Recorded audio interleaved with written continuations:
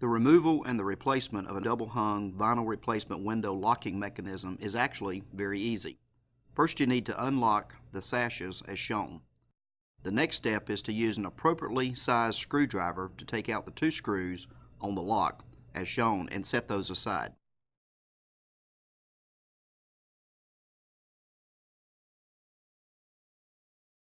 Next, you can then slide or lift the lock off the sash. Retrieve the new lock and reverse the process. Match the holes of the locks to the pre-drilled holes in the sash. Put first screw into lock and tighten snug as shown here. Do not over-tighten this as it may strip out the screw. Proceed with the second screw and repeat the process. Lock the sashes back together and your new lock has been replaced.